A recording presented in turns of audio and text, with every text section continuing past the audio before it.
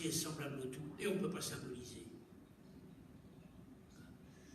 Je parlais du jeu de la bobine hier, et je vous expliquais que le jeu de la bobine avait cette particularité, c'est que l'enfant jette la bobine et garde la ficelle dans la main.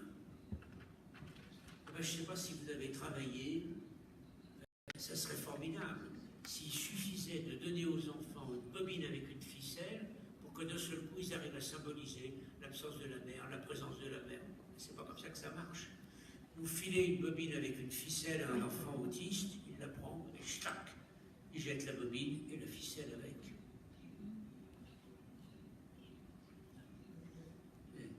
Il ne peut pas utiliser cet objet pour jouer à je lance, je retire, je lance, je retire, je lance et la bobine disparaît de mes yeux et je la garde en main.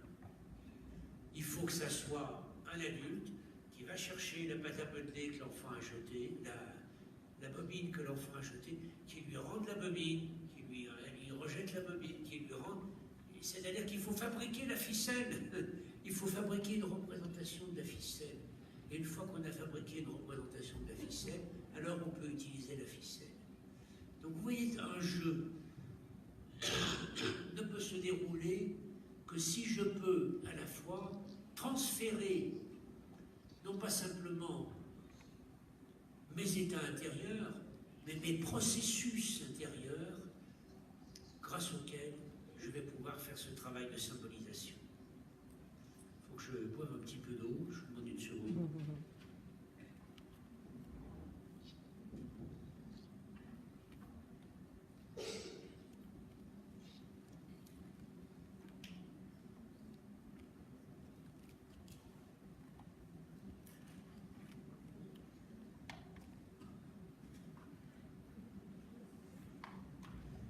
Alors, je continue encore pendant une dizaine de minutes, et puis on a un temps de discussion ensuite.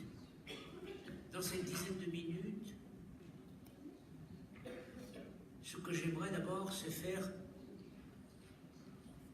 une distinction entre deux types d'objets pour symboliser. Les objets que j'appellerais les objets animés, les autres, et les objets inanimés.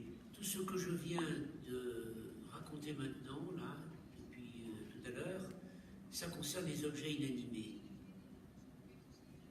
La pâte à modeler, c'est inanimé. Mon stylo est inanimé. C'est moi qui l'anime. C'est mon propre animisme intérieur qui lui donne vie. Mais l'objet, il est inanimé.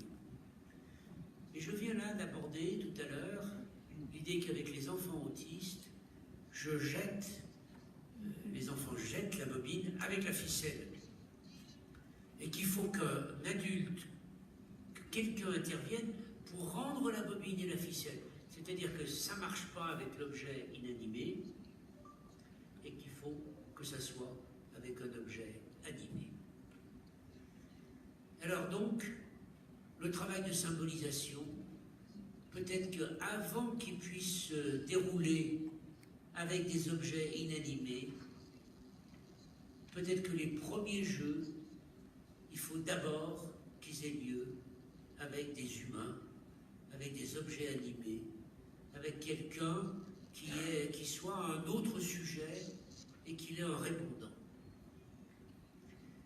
Si on essaye là, avant d'approfondir cette question, de se pencher sur qu'est-ce qu'on a dans la littérature comme travaux antérieurs pour expliquer comment ça marche, ce travail avec les humains.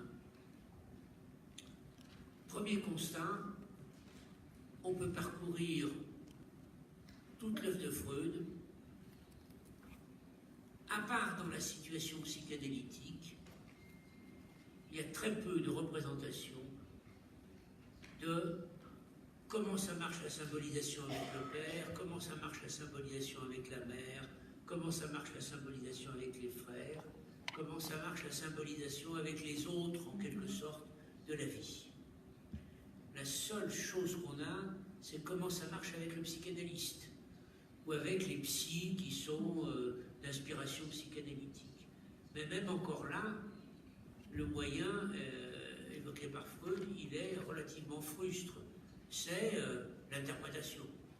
Et encore même, quand vous regardez les termes qu'utilise Freud, il a parfois des termes, en tout cas dans la première partie de sa vie, qui sont assez violents.